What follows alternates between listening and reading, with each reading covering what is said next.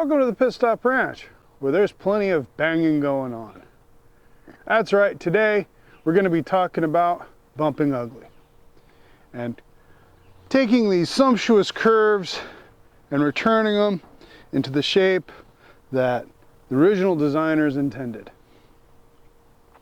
That's right, we're going to be doing what we can on these pretty fenders to remove the 70 years of use and abuse and hopefully get them back into a shape where they look close to stock. And as you can see, we're mostly successful. We are continuing our quest with Jimmy and going down the rabbit hole of doing much more than we bargained on. Once again, there was nothing, none of this stuff is surprising. We're not overwhelmed. We just keep picking at it and picking at it and picking at it because it's like a scab.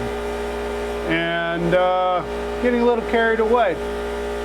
So I'm going to go ahead and go through and show how to do some basic metalworking dent repair.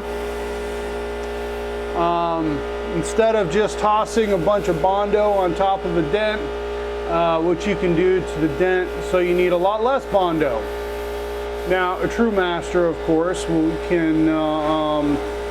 doesn't need any Bondo at all, but since we're not masters or even professionals, we use a little Bondo.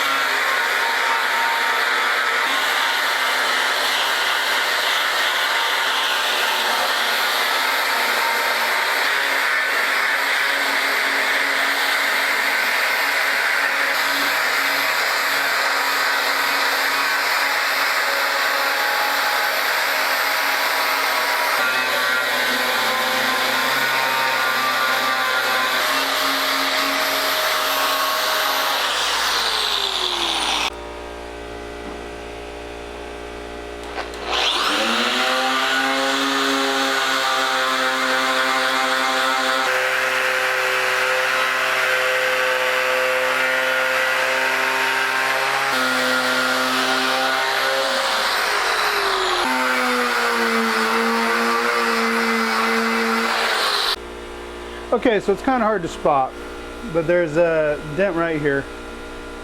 My hand is. And even visually, it's kind of hard to spot. The best way to find dents is to run your hand over the surface, and you can feel the high area around the dent as well as the low spot in the middle of the dent. Now, when something hits it, it makes a dent. When it pushes in, because of the way that the panel was formed, the stresses in it, when it pushes in, pushes around the dent out. And one of the reasons why, if you can, instead of just slathering it up in Bondo and moving on, as was done with this panel for the most part, if you can bump that out. Now this is a fairly simple one to bump out because no one's tried to work it out with brute force. However, over here, something hit it. I'm not sure how or where, but then they really got on this thing and just went to town, just wailing on it. And I can see why they went ahead and just slathered it up with Bondo and called it a day. But it's created a lot of weirdness in here. So we're going to try and see what we can do to fix it. When you want to take a dent out, you take your dolly with the crown that's close to the panel and you put it up behind it and you apply pressure. And and then you tap around it.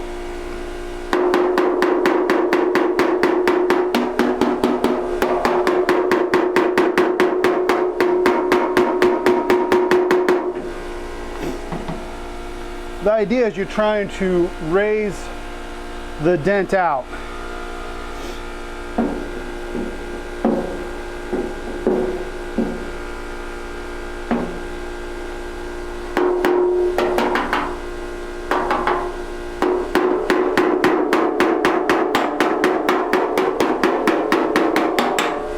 And that's called off dolly hammering. And already I've got it's moved. It's already better.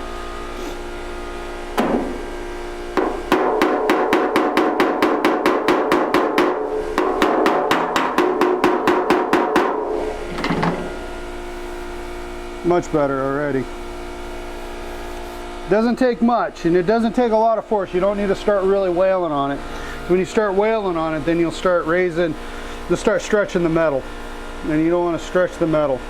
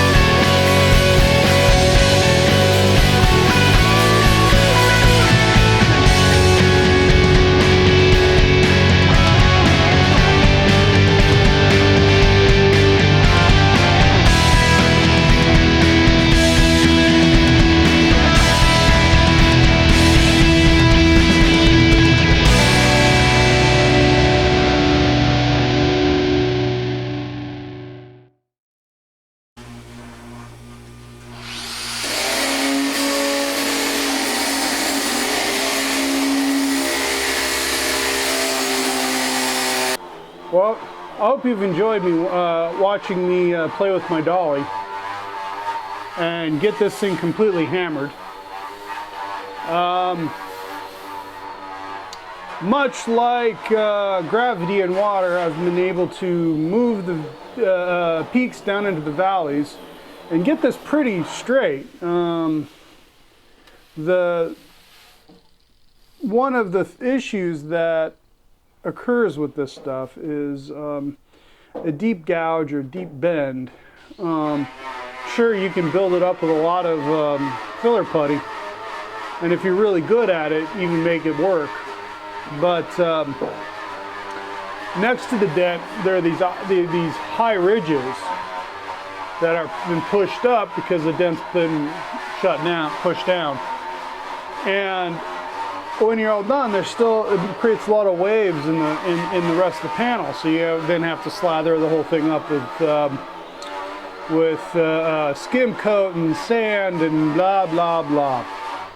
So when you go through and at least reduce the depth of the dents, the deep parts, you end up getting it back to much closer to the original shape. So you need much less body filler across the board, not just in the area that you're interested in repairing.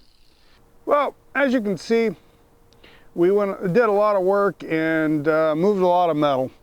And once again, this is a process that I've only recently been learning about, thanks to a book called the New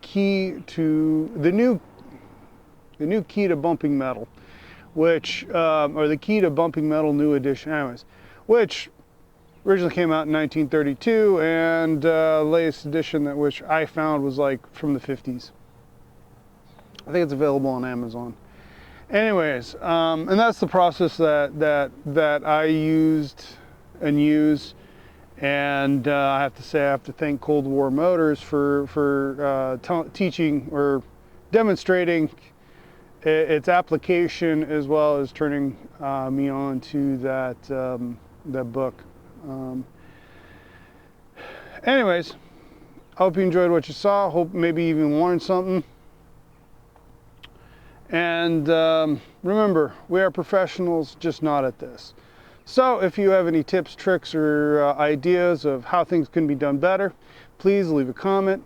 And as always, like, subscribe, and hit the notification bell so you know about our next great misadventure with automotive shenanigans.